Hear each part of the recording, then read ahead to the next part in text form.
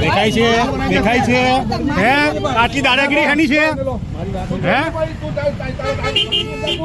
આ ગરમી નહીં બતાવવાની હાથ ચાલકી પત્રકાર પર હાથ ચાલકી કરે શું નામ છે એનું ધારાસભ્યની હાજરીમાં પત્રકાર પર હાથ ચાલકી કરે છે ધારાસભ્યની હાજરીમાં પત્રકાર પર હાથ ચાલકી કરે છે આ ગંડાગર્દી પર ઉતરી દાદાગીરી આ બેનને ધમકાવે છે ધર્મેશ બિસ્તી આવીને ના યુવરાજ આવીને બરાબર છે આ તમારી સામે દાદાગીરી છે આ પત્રકાર શું નામ છે ધારાસભ્યની હાજરીમાં પત્રકારની પર હાથ છોડે છે આ જોઈ લો તમે ગુંડાગર્દી ભાજપની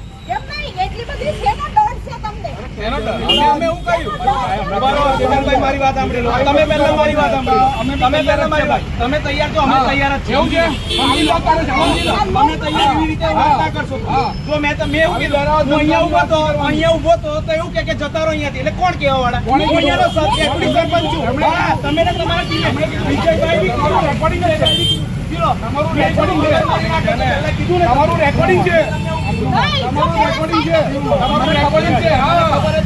મારા અહીંયાની ઉપર બેન તો બોલ્યા તો એમને ના પાડી દે તો ઉપર રહેવાની હા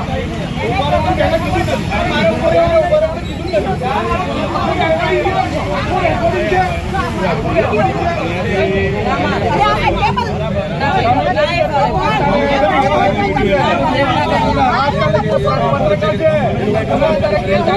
એનું નામ શું છે આનું શું નામ છે હે શું નામ છે શાંતિની વાત કરવાની કોને શરૂઆત કરી પૂછો ને પત્રકાર પર હાથ ચાલકી કરે પત્રકાર પર હાથ ચાલકી કરે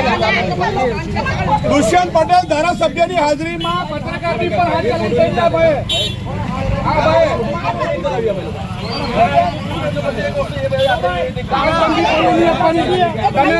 તમે મુક્ત મને કામ કરો અમે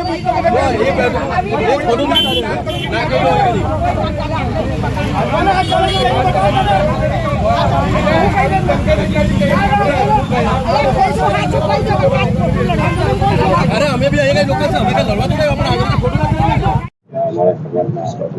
આજે ભરૂચના ભોલાવ ખાતે વિદ્યા વિહાર જે બુથ મતદાન કેન્દ્ર છે ત્યાંથી મને ફોન આવ્યા અને હું ત્યાં પહોંચ્યો ત્યારે ત્યાં ભાજપના કાર્યકરો જે 200 મીટરની દૂર અમારું ટેબલ લાગેલું હતું ત્યાં ટેબલ પર બેસેલા અમારા કાર્યકર્તાઓને મારવાની ધમકી આપી રહ્યા હતા, ગાળાગાળી કરતા હતા અને ઝપાઝપી કરી રહ્યા હતા. આ દરમિયાન એમના અહીંના ધારાસભ્ય રમેશભાઈ મિસ્ત્રી અને જિલ્લા પંચાયતના પ્રમુખ ધર્મેશ મિસ્ત્રી ત્યાં અમારા લોકો સાથે પણ ધક્કામુક્કી કરતા હતા અને સાથે સાથે જે ચોથું સ્તંભ છે લોકશાહીનું એ પત્રકાર મિત્રોને પણ અટકાવી રહ્યા હતા, ધમકાવી રહ્યા હતા અને ગાળાગાળી કરતા હતા, જોવા જેવી થશે એવી વાતો કરતા હતા. ત્યારે અમે તાત્કાલિક ધોરણે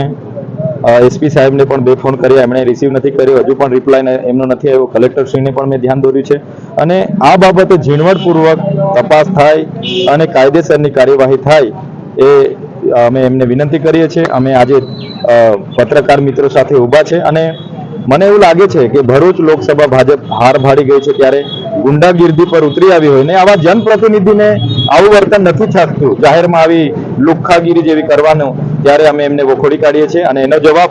લોકસભામાં ભરૂચ સંસદીય ક્ષેત્રના લોકો આપશે એવો મને પૂરો વિશ્વાસ છે. શેખરભાઈ, મનસુખભાઈ વસાવાના ગાળાગાળીના વિડીયો, ત્યારબાદ સેવંતુ વસાવાના મારામારીના વિડીયો અને આજે મતદાન વખતે જે ઘટનાઓ બની રહી છે, શું સૂચવે છે? આ વસ્તુ એવું સૂચવે છે કે છેલ્લા 30 વર્ષથી મનસુખભાઈને ભરૂચ સંસદીય ક્ષેત્રના લોકોએ મત આપ્યા છે. એમની પાર્ટી ગુજરાતમાં છેલ્લા 29 વર્ષ છે. ત્યારે આ લોકો નશામાં છે, સત્તાના નશામાં છે કે અમે જ છે. ત્યારે તમે જોઈ શકો છો આટલા મોટા પદાધિકારીઓ સંસદીય ભાષામાં અસંસદીય ભાષામાં વાતો કરે, ગાળાગાળી કરે અને જે પણ એમને કંઈ કરે, ગઈકાલે વાલિયામાં મારામારી કરી, એમણે આજે ઝઘડિયામાં મારામારી કરી, આજે આ ભરૂચમાં આવી રીતના ગુંડાગીર્દી પર ઉતરી આવેલા છે. ત્યારે આ બધું કરવાવાળા સાંસદ છે અને કરાવવાવાળા એમના ધારાસભ્ય જ છે. ત્યારે હું માનું છું કે ક્યાંક ને ક્યાંક લોકતંત્રનું હનન થઈ રહ્યું છે. ત્યારે ભરૂચ સંસદીય ક્ષેત્રના લોકો આનો જવાબ આ લોકસભામાં મતથી આપશે એવો મને પૂરો ભરોસો છે.